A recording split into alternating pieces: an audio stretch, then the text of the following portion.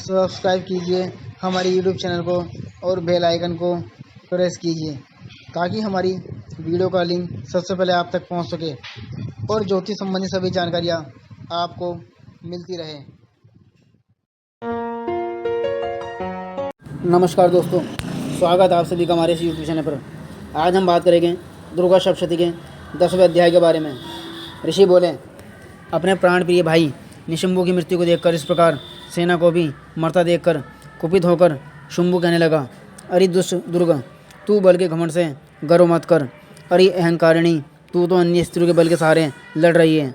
देवी बोली, अरे दुष्ट, मैं अकेली हूँ, संसार भर में मेरे समान दूसरी कौन है। ये तो मेरी विभूतियाँ हैं, मुझ में ही प्रवेश कर रही है। इतना कहते ब्रह्मांड आदि सभी शक्तियाँ उस देवी के शरीर में समा गई। अकेली अंबिका देवी रह गई। देवी बोली, मैं अपनी ऐश्वर्य शक्ति संपन्न अनेक विभूतियों के रूपों में यहाँ पहले विद्वान थी, अब मैंने सभी रूप समेट लिए। अब तो तू अकेली युद्ध में खड़ी है, तू भी स्थिर हो जा। ऋषि बोले, तब सभी देवता और देवते को देखते देखते देवी और शंभु इन दोनों में युद्ध छिड़ गया।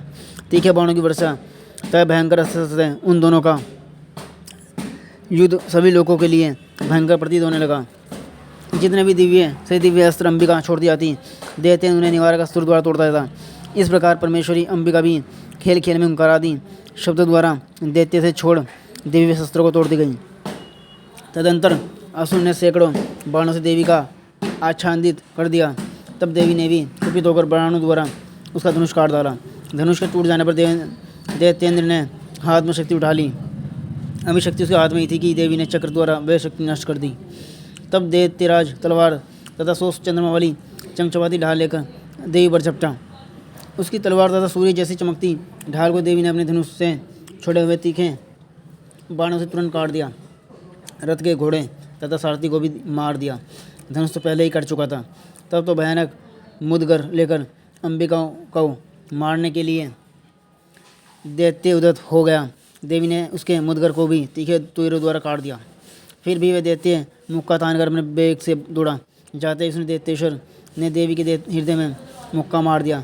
देवी ने भी उसकी छाती पर एक चपेट जमा दी। देवी की उस चपेट के लगते हुए दैत्यराज पृथ्वी पर गिर पड़ा। गिरकर भी सहसा उसी प्रकार उठ खड़ा हुआ। तब उछलकर देवी को उठाकर आकाश में स्थित हो गया। वहाँ भी निराधार होकर वह चंडिका देवी के साथ युद्ध करने लगा। आकाश में उस समय दैत्य तथा चंडिका का आपस में घोर युद्ध हो रहा था। वह युद्ध मुनियों के लिए विस्मयकारक था। अब अंबिका ने उसके साथ देवता युद्ध करते करते दैत्य को उठा लिया और उसे पृथ्वी पर पटक दिया।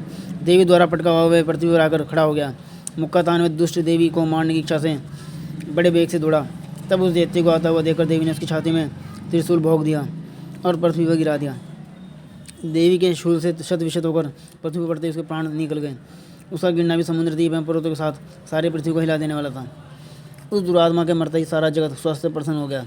आकाश भी बहुत साफ दिखाई देने लगा। पहले जो उपद्रवी मेघ उठ रहे थे तथा उल्कापात हो रहे थे, वे सभी शांत हो गए।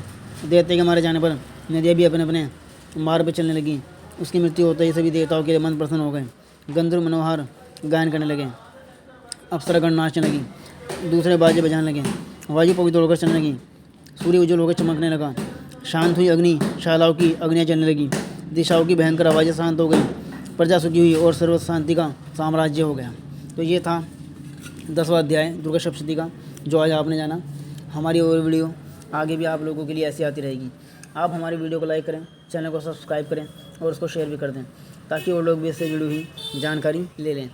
और यदि कोई बात आप हम तक पूछना चाहते हैं तो हमारे दिए हुए मोबाइल नंबर पर आप संपर्क कर सकते हैं।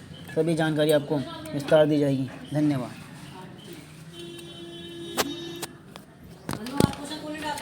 Yes, I take two तोलिया।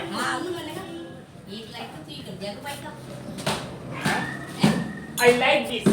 अरे मैं खुद कर दूँ, मैं कर दूँ साइड मोबाइल से।